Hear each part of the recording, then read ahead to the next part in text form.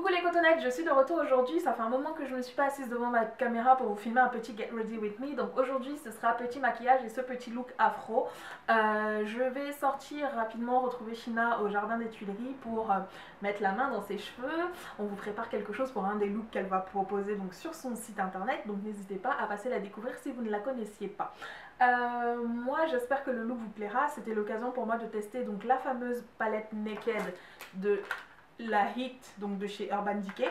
Ça fait 2 mois que je l'avais acheté et je ne l'avais toujours pas utilisé et je suis plutôt contente du petit rendu, hein. Vous savez que moi je ne suis pas une experte du maquillage, mais voilà quoi. Allez, j'espère que vous allez bien et j'espère que la vidéo vous plaira. N'hésitez pas à me mettre des pouces hauts si ça vous plaît, à partager, à commenter. Ça fait toujours plaisir de vous lire et de pouvoir vous répondre. Je vous embrasse et je vous dis rendez-vous la semaine prochaine. Salut! Alors, comme d'habitude, je vais retracer mes sourcils d'abord avec le crayon à sourcils de chez Emma en couleur 01. Merci la Snap Femme pour ce très bon plan qui vient vraiment remplacer le crayon H&M qui n'est plus fabriqué désormais. Donc désormais j'utilise les crayons à sourcils de chez Emma. Je me saisis ensuite du Silk Sable de chez Clinique que j'utilise en fait pour nettoyer le dessous de mon sourcil parce que je ne m'épile plus les sourcils et pour masquer mes cernes, mes poches. Je suis extrêmement fatiguée en ce moment, je travaille énormément donc voilà l'explication. Le fond de teint que j'utilise, c'est mon préféré, c'est le Double Wear en Deep Spice de chez Estée Lauder. Il est sans transfert, ce que j'aime beaucoup parce que du coup ça va pas sur les chemises de doudou. Et en plus, moi j'ai la peau mixte et en fin de journée, j'ai pas du tout le visage gras une fois que je l'utilise. Je viens enfin me saisir donc de ma palette Hit de chez Urban Decay et j'utilise donc en premier lieu le fard Dirty Talk que je viens de déposer sur la paupière mobile en tapotant, en utilisant le pinceau qui est fourni avec la palette. Hein. Vraiment, je ne me suis pas pris la tête du tout. J'ai déposé la plus grosse partie du fard au doigt et ensuite avec le pinceau. Et avec l'autre côté du pinceau, qui est donc la partie estompeuse, on va dire, j'utilise le fard Ashes que je viens déposer et ensuite que j'estompe.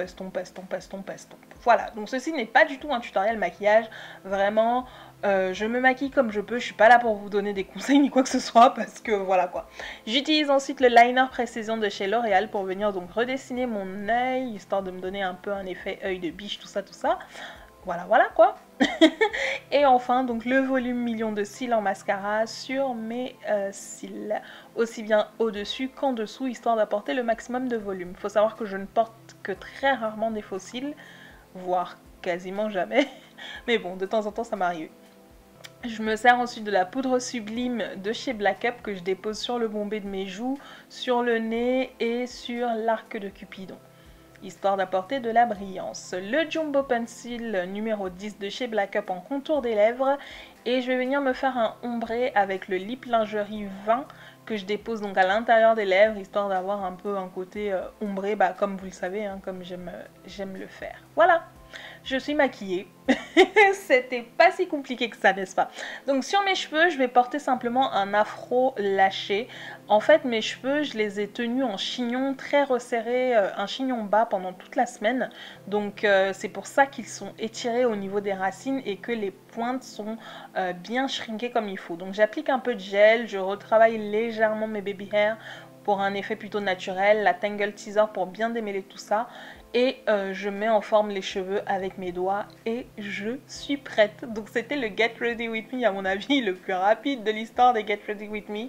Mais voilà, c'est littéralement comme ça que je me prépare au quotidien. Alors, pour celles qui me suivent sur Snapchat, vous saviez que samedi je n'avais plus du tout de batterie, donc j'ai pas pu vous filmer mon look. Mais j'ai porté donc ce tailleur de chez Zara avec un t-shirt blanc tout simple de chez Missguided, des Converse.